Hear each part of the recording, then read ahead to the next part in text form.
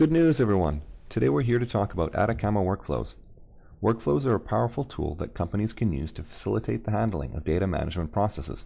For example, when working with data, it's a common need to download the data from a remote server, process it, and upload it for further use.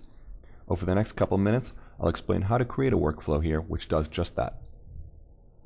We'll start by creating a new workflow in my workflow project directory and move on to unzipping our test file, which is done by an operate on file task. So we'll add the task by dragging it into our workspace. We'll then name it and set the operation to unzip. We then specify the archive we like unzipped and the destination of the files.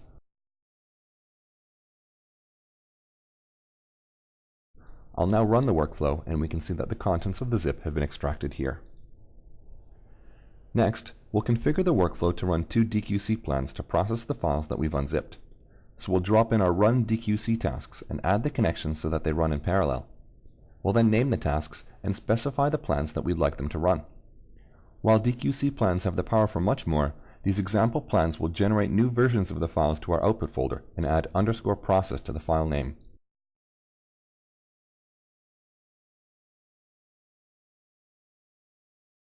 After running the workflow, we can see that our unzipped files have been processed and found in the output folder here.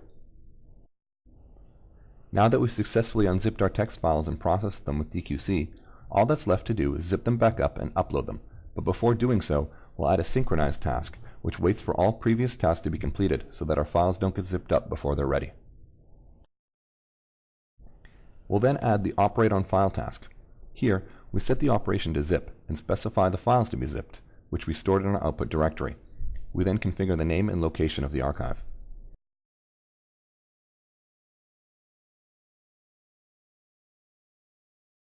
After running the workflow, we can see that a done.zip archive has been created in the directory we specified earlier. The last step is to add the SCP upload file task, which will send our processed data to a secure file server, or in this case, a VM on my local machine. In the task properties, we'll specify the server connection where the server details are stored, the file to be uploaded, and the destination directory on the server. And that's it. Our workflow is complete. But before we run the workflow, I'll again go through the individual workflow tasks. We have our operate on file task unzipping our files and then the run DQC task processing them. Then, we have the synchronize task to make sure our files have finished processing before continuing on to the operate on file task where they get zipped back up. Finally is the SCP upload file task uploading them to a server. After hitting run, we can see that the workflow has finished successfully.